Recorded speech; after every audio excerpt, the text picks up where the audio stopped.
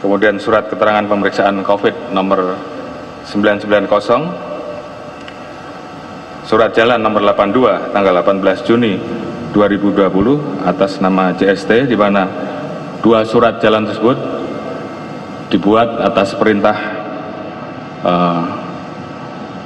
tersangka BJPPU. Kemudian surat keterangan pemeriksaan COVID nomor 1561 dan surat rekomendasi kesehatan nomor 2214 yang dibuat di Puskesmas Polri. Terkait dengan konstruksi pasal tersebut, maka tersangka BJPPU telah menyuruh membuat dan menggunakan surat palsu tersebut, di mana saudara AK dan JST berperan menggunakan surat palsu tersebut.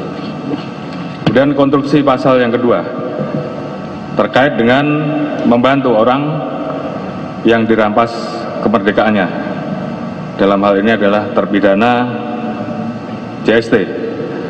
Pasal yang kita sangkakan adalah pasal 426 KUHP, di mana ini juga dilengkapi dengan beberapa keterangan saksi yang bersesuaian, kemudian juga barang bukti dalam bentuk surat yang kita dalami dan jadi objek perkara, yaitu terkait dengan keputusan Kapolri nomor 119 tanggal 20 Juni 2019 tentang pengangkatan BJPPU sebagai Karokorwas, surat Jampitsus kepada Kabar Reskrim Polri tentang status hukum JST. Dalam konstruksi ini, peran tersangka BJPPU sebagai anggota Polri yang seharusnya bertugas sebagai penegak hukum telah membiarkan atau memberi pertolongan kepada JST dengan mengeluarkan surat jalan, pembuatan surat keterangan bebas COVID, dan surat rekomendasi kesehatan. Selanjutnya, konstruksi hukum yang ketiga adalah terkait dengan pelanggaran pasal 221 ayat 1 kedua KUHP, di mana yang bersangkutan telah menghalang-halangi atau mempersukar penyidikan dengan menghancurkan dan menghilangkan sebagian barang bukti. Hal ini juga dikuatkan dengan keterangan beberapa saksi yang bersesuaian, di mana tersangka BJPPU sebagai pejabat Polri menyuruh Kompol Joni Andrianto untuk membakar surat yang telah dipergunakan dalam perjalanan oleh AK dan DST, termasuk tentunya oleh yang bersangkutan. Dengan demikian, dari kesimpulan gelar perkara hari ini kita telah menetapkan satu tersangka, yaitu saudara BJPPU dengan persangkaan pasal 263 ayat 1 dan ayat 2, junto pasal 55 ayat 1 ke 1E KUHP, dan pasal 426 ayat 1 KUHP, dan atau pasal 221 ayat ke 1 ke 2 KUHP dengan ancaman maksimal 6 tahun. Saat ini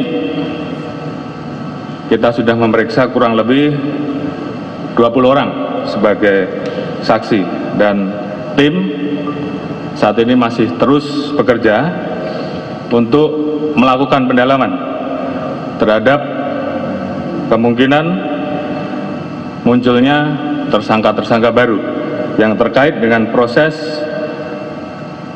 perjalanan buron JST, mulai dari proses masuknya, kegiatan-kegiatan yang dia lakukan selama dalam proses mengurus PK, dan sampai yang bersangkutan kembali keluar dari Indonesia.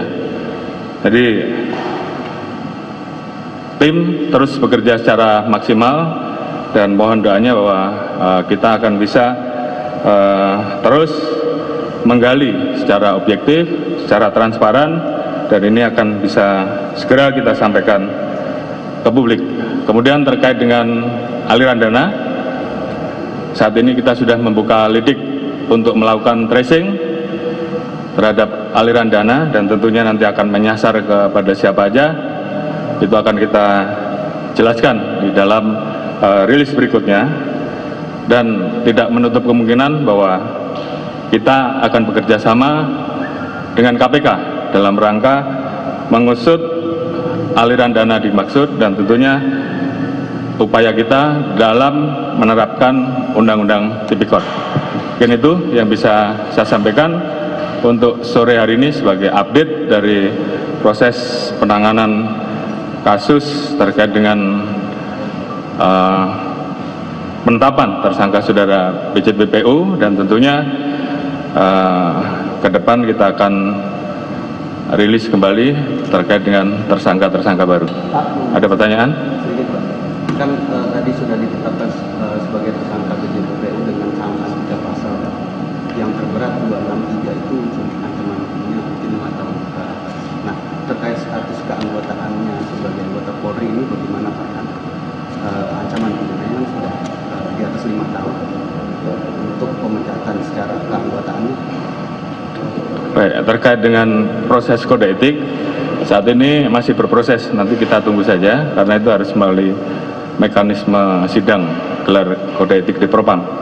Namun untuk kita di Barreskrim tentunya fokus terkait dengan penanganan terhadap kasus-kasus pidana yang terjadi. Prosesnya nanti setelah keputusan pengadilan inkrah atau kode etik dulu? Setelah inkrah. Ya, baru saja kita dengarkan keterangan pers dari Kabarreskrim Polri, Komjen Pol Listio Sigit Prabowo, yang mengatakan pihaknya sudah menetapkan Brigjen Polisi Prasetyo Utomo sebagai tersangka dalam kasus membantu buronan Joko Chandra atau surat jalan palsu begitu ya.